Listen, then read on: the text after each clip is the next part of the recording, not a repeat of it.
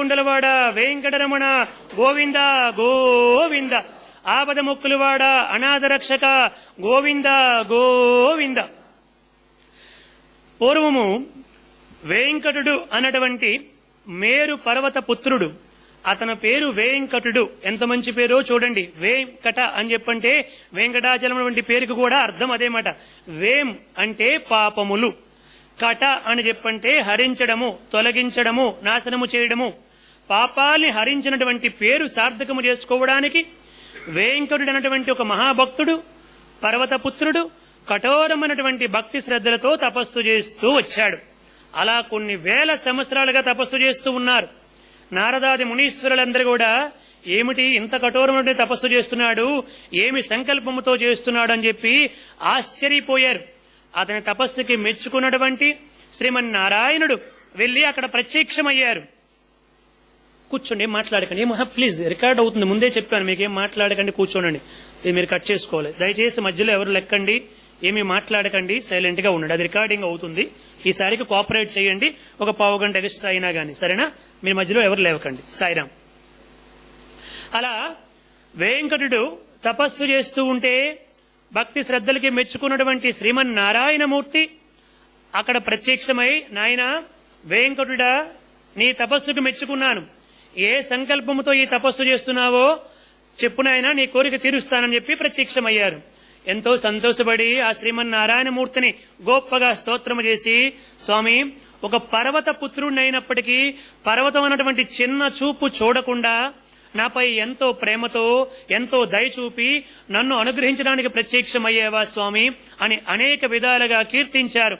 కీర్తించిన తర్వాత ఏమి కావాలో కోరుకోని చెప్పి అడిగితే అతను అన్నాడు, స్వామి, నా పేరు సార్థకముగా ఉండాలి, ఎల్లప్పుడు కూడా మీరు నాపై నివసించాలి, ఆ విధముగా నాకు శాశ్వతమైనటువంటి ఆనందాన్ని కలిగించండి. నా వారంటే నీకేమీ బాధ లేదు, ఇక నుంచి ఈ కొండకి ఎవరు వచ్చినా ఈ యుగాంతం వరకు కూడా నేను ఇక్కడ ఉంటాను కదా, ఈ స్థలం అందుకోసం అడుగుతున్నాను కదా, ఎవరు వచ్చినా వారందరూ కూడా ప్రథమ దర్శనము, ప్రథమ పూజ, ప్రథమ ప్రసాదము నీకు సమర్పించిన తర్వాతే నాకు సమర్పిస్తారు అని స్వామివారు అతనికి అభయప్రదానం చేశారండి. చూడండి ఒక్కసారి స్వామివారికి.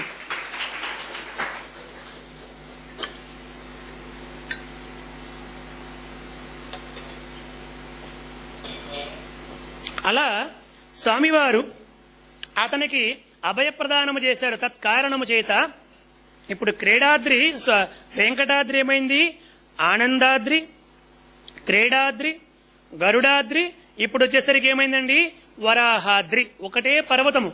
ఆ ఒకటే పర్వతానికి ఇన్ని నామాలు ఇలా వచ్చాయి. ఇలా కొంతకాలం అయిన తర్వాత వృషభాసుడు అన్నటువంటి ఒక రాక్షసుడు పుట్టుకొచ్చాడు. వీడు పుట్టుకొచ్చి ఆ నారాయణ మంత్రాన్ని ఉపాసన చేశాడు, నారాయణ కవచాన్ని. మహాభక్తితో నారసింహ శాలిగ్రామాన్ని పెట్టుకుని ఆ వెంకటాద్రిపై పూజలు చేయడం ప్రారంభించాడు. గొప్ప దివ్యశక్తి సంపాదించాడు. అందరినీ కూడా జయించేశాడు. మొత్తం అఖండ భూమండలాన్ని జయించేసి ఇదంతా కూడా నాదే అని చెప్పి అనడం ప్రారంభించాడు. దేవతలు, ఋషులు అందరూ కూడా శ్రీమన్నారాయణమూర్తి దగ్గరికి వెళ్లారు. స్వామి, ఈ వృషభాసురుడు మీరు అతనికి దివ్యశక్తులన్నీ కూడా ప్రసాదించారు, ఇప్పుడు అతను విజృంభించాడు, మాకు తపస్సులు చేయనివ్వడం లేదు, యజ్ఞయాగాలు చేయనివ్వడం లేదు, చాలా ఆటంకాలు కలిగిస్తున్నాడు స్వామి అని అనేక విధాలుగా ప్రార్థిస్తే అప్పుడన్నారు, మీరందరూ కూడా, ఈ ఋషులందరూ కూడా, దేవతలందరూ కూడా వెంకటాద్రి పర్వతం పైకి వెళ్లిపోయి అనేక పుష్పములుగా, తీగలుగా, లతలుగా, ఫల పుష్ప వృక్షాలుగా మీరందరూ మారిపోయి తపస్సు చేసుకోండి అని చెప్పి అన్నారు. ఆ వైభూమి, నేను ఇక్కడ తపస్సు చేయడం వల్లే ఇదంతా దేదీప్యమానంగా వెలిగిపోతుంది అనుకున్నాడు వీడు. అక్కడ వెలిగింది కారణం ఏమిటి, అక్కడ ఋషులు, దేవతలు మారువేషములో వచ్చి తపస్సు చేసుకోవడం వల్ల దేదీప్యమానంగా వెలిగిపోతూ ఉంది. ఇలా కొంతకాలం అయిన తర్వాత ఒకానొకసారి స్వామివారు అతను పూజ చేస్తున్నటువంటి ఆ శాలిగ్రామం నుంచే ఉద్భవించి, నాయనా నీకేమి కావాలో కోరుకోని చెప్పి అడిగారు. స్వామి, నాకు నీతో యుద్ధము కావాలి, యుద్ధ భిక్ష పెట్టండి నాకని చెప్పి అన్నాడు. ఎవరైనా ఇటువంటి భక్తులు కూడా ఉన్నారన్నమాట. భగవంతుడితో యుద్ధ భిక్ష కోరుకున్నాడు. జాంబవంతుడు ఏం కోరుకున్నాడండి, శ్రీకృష్ణ పరమాత్ముడితో అన్నాడు రామావతారం తుండేటప్పుడు, స్వామి నాకు మీతో ద్వంద్వ యుద్ధం చేయాలని కోరుకుందని చెప్పి అన్నాడు జాంబవంతుడు. సరేనాయనా ప్రస్తుతానికి నీకు ఆ కోరిక తీరే యోగ్యత లేదు కాబట్టి దానికోసం నిరీక్షించు, నువ్వు కోరిక కోరుకున్నావు కాబట్టి అని చెప్పి అన్నాడు. ఆ తర్వాత కృష్ణావతారంలో వచ్చి ఆ యొక్క జాంబవతి పరిణయం అదంతా కూడా మీకు తెలుసు. సత్రాజిత్తు సమంతకమని తీసుకుని వెళ్లడము, అక్కడ పెట్టడము, జాంబవంతుడితో స్వామివారు దాదాపు 21 రోజుల పాటు యుద్ధము చేయడము, తదనంతరము కూడా అతన్ని నిలువరించడము, అప్పుడు ఆయనకి దర్శనాన్ని కలిగించడము. ఓహో, నా రామచంద్ర ప్రభువే ఈ విధంగా వచ్చారా, నేను అర్థం చేసుకోలేకపోయానని చెప్పి అనుకోవడము, అదంతా మీకు తెలుసు. అలా మహాభక్తులు రకరకాలుగా ఉంటారు. వీళ్ళేం కోరుకున్నారని చెప్పంటే యుద్ధ భిక్ష కోరుకున్నాడు. అలా కోరుకున్నాడు అతను. అప్పుడు స్వామివారు వచ్చి, నాయనా నీకు యుద్ధ భిక్ష కావాలా, తప్పకుండా నీకు యుద్ధ భిక్ష పెడతాను. కాకపోతే ఒకటి గుర్తుపెట్టుకో, నాతో యుద్ధం ఎలాగుంటుందో తెలుసు కదా, నాతో యుద్ధములో నువ్వు విజయాన్ని సాధించలేవు అని చెప్పంటే, స్వామి నేను యుద్ధము చేయకూడదని సంకల్పించాను, కేవలం మీ చేతుల్లో నేను నిరహాతుని అయిపోతే చాలు, మీ పాదాల్లో ఐక్యం అయిపోతే చాలు. అందుకని దేవతలందరూ కూడా వస్తే వారికి ఏమన్నానంటే, ఎంత పవిత్రముగా ఈ వెంకటాద్రి పర్వతము దేదీప్యమానంగా వెలిగిపోతుంది కాబట్టి ఇక్కడ రక్తము చిందించడం నాకు ఇష్టం లేదని చెప్పి అన్నాను. అంటే దేవతలందరూ సంతోషపడి వెళ్లిపోయారు. ఎందుకంటే ఇక్కడ రక్తము చిందించకూడదు అనుకున్నానంటే, నువ్వు రక్తము చిందించకూడదు అనుకున్నావు కాబట్టి, ఆ సంకల్పము చాలా గొప్పది కాబట్టి, నీలో పరివర్తన కలిగిందని నేను తెలుసుకున్నాను కాబట్టి నిన్ను అనుగ్రహించడానికి నేను వచ్చాను. ఏమి కావాలో కోరుకొని చెప్పంటే, నాకు యుద్ధ భిక్ష పెట్టి నా పేరు శాశ్వతముగా ఉండిపోయేలాగా చేయండి అని చెప్పి అన్నాడు. తప్పకుండా అని చెప్పి స్వామివారు ఈనాటి నుంచి ఈ పర్వతాన్ని వృషభాద్రి అని చెప్పి అంటారని చెప్పి స్వామివారు చెప్పారు. ఏడుకొండలవాడ వెంకటరమణ గోవింద గోవింద, ఆపద ముక్కులవాడ అనాథ రక్షక గోవింద గోవింద. చూడండి, ఎవరు ఏది కోరుకుంటే అది అనుగ్రహిస్తారు స్వామివారు. అతనికి యుద్ధ భిక్ష పెట్టి అతని యొక్క ప్రాణాలు తనలో ఐక్యం చేసుకుని అతనికి ముక్తిని ప్రసాదించి అతడి పేరు మాత్రము శాశ్వతముగా ఉండిపోయేలాగా చేశారు. ఆనాటి నుంచి వృషభాద్రి అని చెప్పి అనడం ప్రారంభించారు. తర్వాత అడిగారు సౌనికాది మహామునులు, స్వామి అక్కడ స్వామివారి పుష్కరిణి ఎలా ఏర్పడింది, ఆ పుష్కరునికి అంత గొప్ప పేరు ప్రఖ్యాతులు ఎలా వచ్చాయి, ఆ పుష్కరిణి మానవాళి పాపాన్ని పరిత్యాగం చేయగలిగే దివ్య శక్తిని ఎలా సంపాదించింది, ఆ యొక్క వివరాలేమిటో మాకు తెలియపరచండి అని అడిగారు. అడిగితే అప్పుడు చెబుతున్నారు, సూత మహర్షి చెబుతున్నారు, నాయన ఒకానొక సందర్భములో కొన్ని కారణాంతరాల వల్ల కృతయుగములో గంగమ్మకి సరస్వతీదేవి శాపం పెట్టింది. ఏమనంటే, నీవు నదిగా మారిపోయి మానవులందరి కూడా పాపాలని అనుభవిస్తూ జీవించదువుగాక అని శాపం పెట్టింది. ఆ శాపము ఆవిడకేమైంది, వరం అయ్యింది. చూడండి, భగవంతుడి అనుగ్రహం ఉంటే శాపం ఏమైపోతుంది, వరం అయిపోతుంది. భగవంతుడి అనుగ్రహం లేకపోతే వరము కూడా శాపం అయిపోతుంది. అందుకోసం తర్వాత సరస్వతీదేవికి లక్ష్మీదేవి ఏమిటి, బంగారు లాంటి గంగమ్మకి శాపం పెడతావా, నీవు కూడా భూలోకములో నదిగా జన్మించి ఎక్కువ పేరు ప్రఖ్యాతులు పొందకుండా కొద్ది దూరం మాత్రమే ప్రయాణం చేసి ఆ గంగలోనే ఐక్యం అయిపోదువుగాక అని శాపం పెట్టింది లక్ష్మీదేవి సరస్వతీదేవికి. తర్వాత లక్ష్మీదేవికి సరస్వతీదేవి చాలా కోపం వచ్చేసి, లక్ష్మీదేవికి నీవు కూడా భూలోకంలో జన్మించి నీ పతికి దూరమై చాలా దుఃఖాన్ని పొందుదువుగాక అని చెప్పి శాపం పెట్టింది. నారద మహర్షి వచ్చాడు, నారాయణ నారాయణ నారాయణ అనుకుంటూ వచ్చాడు. స్వామి ఏమిటి స్వామి, త్రిమాతలు ముగ్గురు కూడా ఒకరికొకరు ఇలా కోపం పడిపోయి శాపాలు పెట్టేసుకుంటున్నారు, ఏమిటి స్వామి అని చెప్పి అన్నాడు. అప్పుడు అన్నాడు అతను శ్రీమన్నారాయణుడు, ఇదంతా నా లీలా నాటకంలో ఒక భాగమే నారదా, నువ్వు ఏమి కూడా తొందరపడకు, ఏమి కూడా బాధపడవలసిన అవసరం ఏమి కూడా లేదు, ఇదంతా కూడా నా లీలా నాటకంలో ఒక భాగమే అని చెప్పి అన్నాడు. అలా జరిగినటువంటి కొంతకాలము తర్వాత ఏమి జరిగిందంటే, ఆ వరము అంటే ఆ శాపము కాస్త వరముగా మారింది. చాలా కాలం తర్వాత మీకు ఇంతకు పూర్వం గంగమ్మ భూలోకానికి ఎలా వచ్చిందో చెప్పాను. గంగమ్మ కూడా భూలోకానికి రాకపూర్వమే సరస్వతీదేవి నదిగా మారి కొంతకాలం ప్రయాణం చేసి ఐక్యం అయిపోవలసి ఉంది కదా, అందుకోసమని చెప్పి సరస్వతీదేవి భూలోకానికి వచ్చి కఠోరమైనటువంటి తపస్సు చేస్తూ ఉంది. తపస్సు చేస్తూ ఉంటే అక్కడికి ఒక మహానుభావుడైనటువంటి పులస్తుడు వచ్చాడు. బ్రహ్మ మానస పుత్రుడైనటువంటి పులస్తుడు వచ్చాడు. అమ్మా సరస్వతి, నదిగా పుట్టి ఇక్కడ తపస్సు చేసుకుంటున్నావేమిటి, నేను స్నానం చెయ్యాలి, నదిగా మారని చెప్పి అన్నాడు. ఆవిడ తపస్సు చేసుకుంటూ ఉంటే ఈ పులస్తుడికి అహంకారం ఎక్కువైపోయి, తపస్సు చేసుకుంటున్నావేమిటి, నువ్వు నదిగా వచ్చావు కదా భూలోకానికి, నేను స్నానం చెయ్యాలి, నేను ఎవరిని, బ్రహ్మ మానస పుత్రుణ్ణి, పులస్తుణ్ణి, వెళ్లి నదిగా మారు స్నానం చేయాలని చెప్పి గట్టిగా గద్దించాడు. అమ్మవారు తపస్సులో ఉన్నారు. మన తపస్సు అయితే మనం తపస్సు చేస్తూ ఉన్నా చుట్టూ ఏం జరుగుతూ ఉంటుందో తెలుస్తూ ఉంటుంది. ఆ నిజమైనటువంటి తపస్సుకి ఏమి జరుగుతుందో తెలియదు కదా. అందుకోసం అని చెప్పి ఆమెకి నిజంగానే వినిపించలేదు. ఇది చాలా కోపం వచ్చేసింది. అమ్మా, నీకు శాపం పెడుతున్నాను ఇప్పుడే. నువ్వు ఏ ఉద్దేశంతో తపస్సు చేస్తున్నావో అంటే గంగమ్మ కంటే గొప్ప కీర్తి పొందాలనుకుంటున్నావు కాబట్టి ఎటువంటి పరిస్థితుల్లో కూడా నువ్వు గంగమ్మ కంటే గొప్ప కీర్తి పొందకుండా ఉండిపోదుగాక అని శాపం పెట్టాడండి. అందుకనే గంగమ్మ కంటే సరస్వతీదేవికి గొప్ప కీర్తి రాకుండా అయిపోయింది. పులస్తుడి పెట్టినటువంటి శాపం అటువంటిది. అప్పుడు అమ్మవారికి మెలుగు వచ్చి, ఏమిట్రా, నాకు పుత్రుడు అయ్యండి, బ్రహ్మమానస పుత్రుడు అంటే నాకు కూడా పుత్రుడివి కదా, నువ్వు ఒక కుమారుడివా, తల్లికే శాపం పెడతావా? తపస్సు చేసుకుంటూ ఉంటే నీకు స్నానం కోసం నదిగా మారమని శాపం పెడతావా? మీ వంశములో ఒక మహాక్రూరుడు పుట్టి వాడి కారణంగా మీ వంశమంతా కూడా సర్వనాశనం అయిపోతుంది కాక అని చెప్పి అమ్మవారు శాపం పెట్టారు. ఇటువంటి వాడికి అదే తగిన శాస్తి అని అమ్మవారు శాపం పెట్టారు. మరలా వెంటనే, అమ్మా, కొడుకుని ఏదో తెలియక శాపం పెట్టాను, అంత మాత్రంగా నువ్వు కూడా ఎంత పెద్ద శాపం పెడతావా? మా వంశం అంతా కూడా సర్వనాశనం అయిపోమంటావా? అమ్మా, నన్ను క్షమించమ్మా అని అమ్మ పాదాల పైన పడిపోయాడు. ఆ అమ్మ కోపం ఎంతసేపు ఉంటుందండి? మనందరికీ తెలిసినటువంటిదే కదా. అమ్మ కోపము తాటాకుల మంట అన్నారు పెద్దవాళ్ళు. అది ఎక్కువసేపు ఉండదన్నమాట. కాబట్టి వెంటనే మరలా అమ్మ కరిగిపోయింది. కరిగిపోయి, సరేనాయనా, మీ వంశములో కొంచెము 3వ తరములు అంటే ఇప్పుడు కాకుండా, నీ కొడుకు కాకుండా ఆ తర్వాత పుట్టేవాడి వల్ల మీ వంశము కొంచెము నాశనం అవుతాది. కానీ అందులో కూడా ఒక గొప్పవాడు పుడతాడు. అంటే నీకు పులస్తుడికి విశ్రవసుడు పుడతాడు. ఆ విశ్రవసుడికి పుట్టినటువంటి వాడే రావణాసురుడు, కుంభకర్ణుడు, విభీషణుడు, శూర్పణఖ. అందులో విభీషణుడు ఒక గొప్ప ధర్మాత్ముడు పుడతాడు. వీడి వల్ల, రావణాసుడి వల్ల మీకు ఎంత చెడ్డ పేరు వస్తుందో ఈ విభీషణుడి వల్ల కూడా మీ వంశము నిలబడతాది. గొప్ప రామభక్తుడిగా, గొప్ప మంచి వ్యక్తిగా ఈ లోకములో శాశ్వత కీర్తిని పొందుతాడు అని చెప్పి నిన్ను తల్లిగా ఆరాధిస్తారు, నిన్ను పూజనీయాలుగా చూస్తారు, ఈ 5,000 మంది నీకు పాదదాసులుగా ఉంటారు అని అనేక విషయాలని కూడా చెప్పేవాడు. అయినప్పటికీ ఏ రోజు కూడా రావణాసుడి వైపు కన్నెత్తి కూడా చూడకుండా తలదించుకొని దుఃఖిస్తూ శ్రీరామచంద్రమూర్తిని మనసులో స్మరించుకుంటూ ఆ వేదవతి భౌతికంగా కనిపిస్తున్న సీతమ్మ రూపంలో అక్కడ తపస్సు చేసుకుంటూ ఉంది.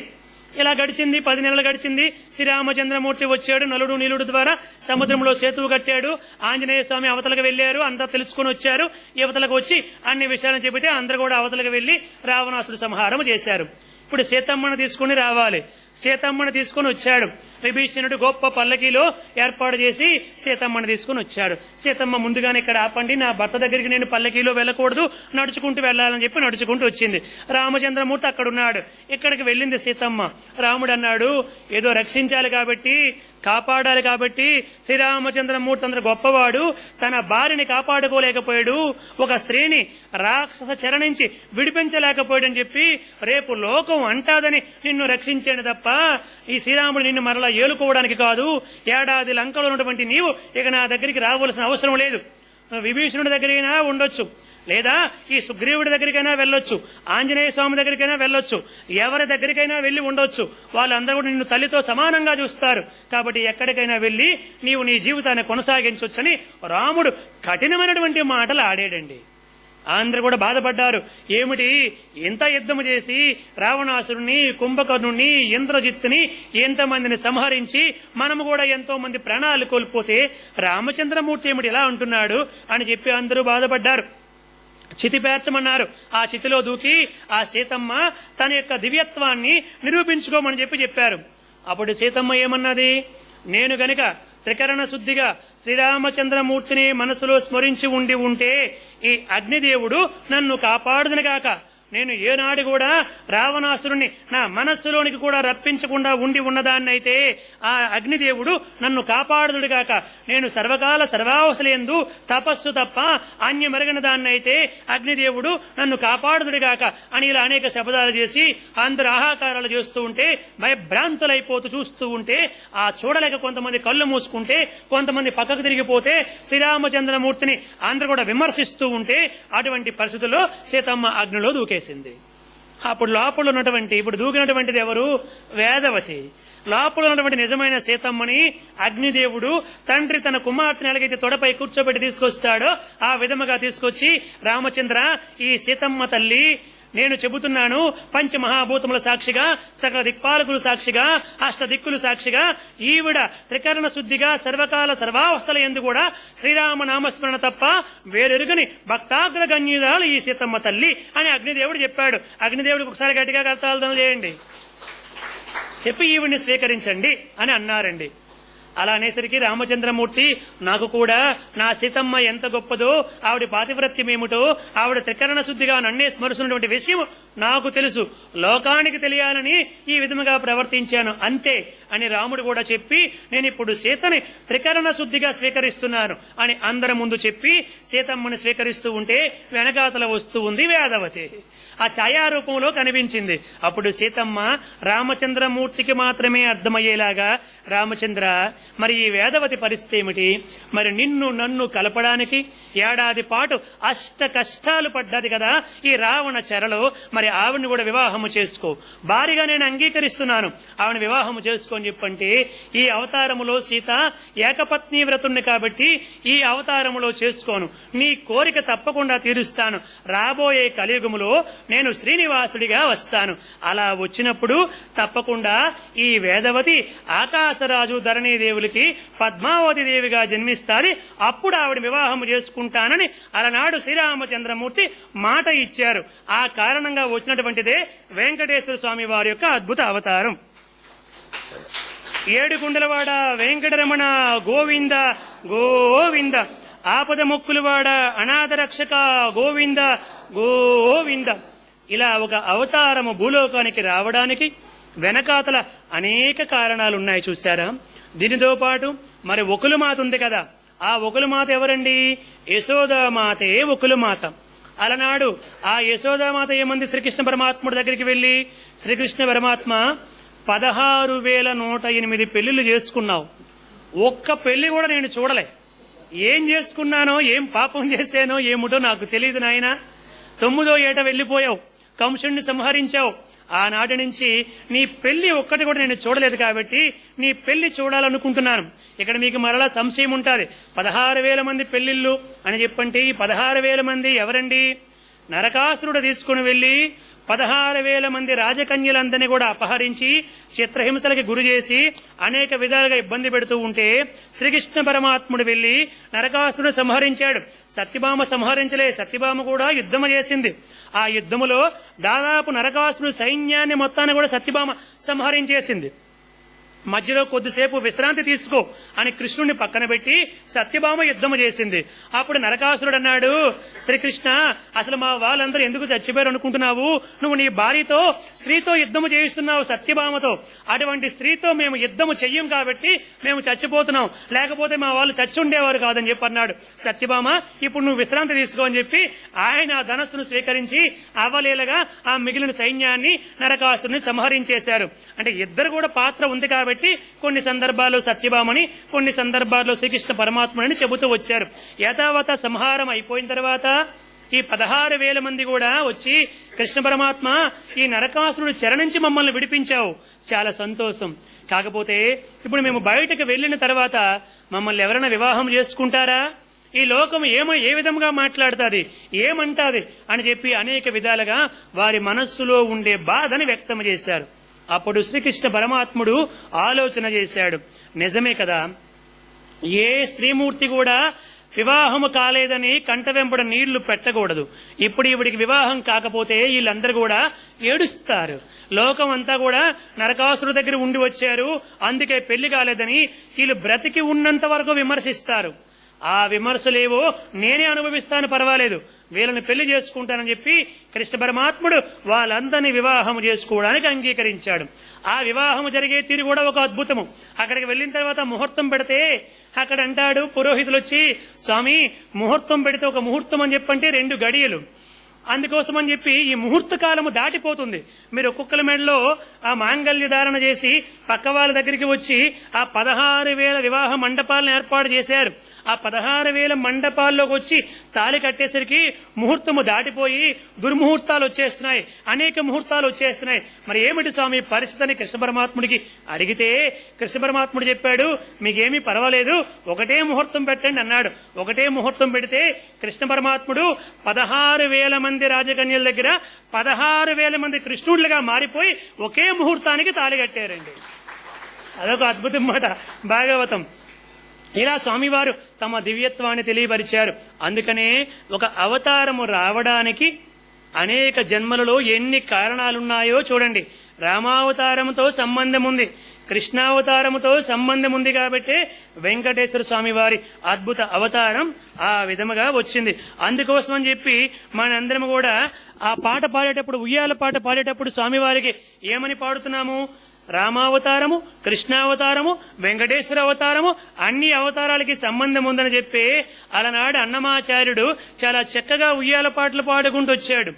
అలర చంచలమైన ఆత్మలందుండ నీ అలవాటు చేసెని ఉయ్యాల, పలుమారు ఉచ్ఛ్వాస పవనమందుండ నీ భావంబు తెలిపెని ఉయ్యాల, ఉయ్యాల ఉయ్యాల ఉయ్యాల ఉయ్యాల అని అద్భుతముగా కీర్తన చేశాడు. అంటే మనందరికి కూడా స్వామివారిని మీ హృదయములో ఆ విధముగా జోలపాట పాడి ఉయ్యల లూపండి అని చెప్పారు. అందుకే మనము కూడా ఉయ్యాల సేవలో ఉయ్యాల పాటలు పాడుతూ ఉన్నాం. వెంకటేశ్వర స్వామి వారికి ఏమని పాడుతున్నాం? రామలాలి మేఘశ్యామలాలి,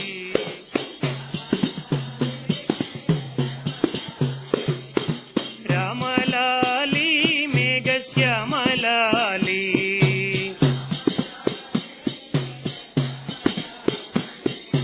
రామరస నయన దశరథ తనయాలాలి,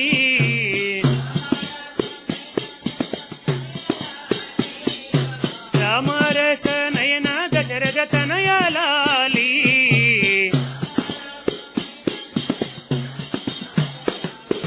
రామలాలి మేఘశ్యామలాలి,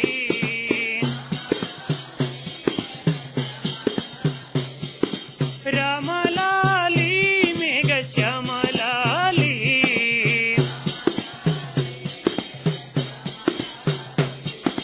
రామరస నయన దశరథ తనయాలాలి,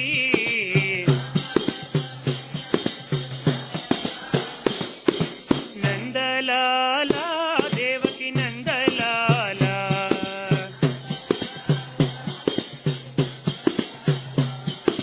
నందలాల దేవకి నందలాల,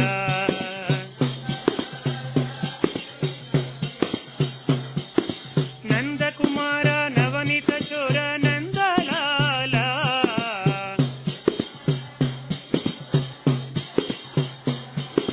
నందకుమార నవనీత చోర నందలాల,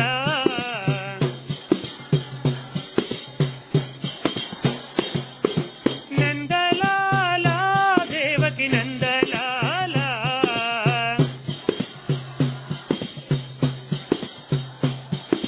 నందలాల దేవకి నందలాల,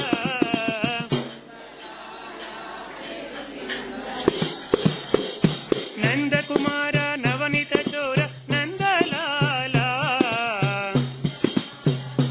రామలాలి మేఘశ్యామలాలి, రామరస నయన దశరథ తనయలాలి. ఈ విధంగా మనందరం కూడా స్వామివారిని కీర్తిస్తూ ఉన్నాం.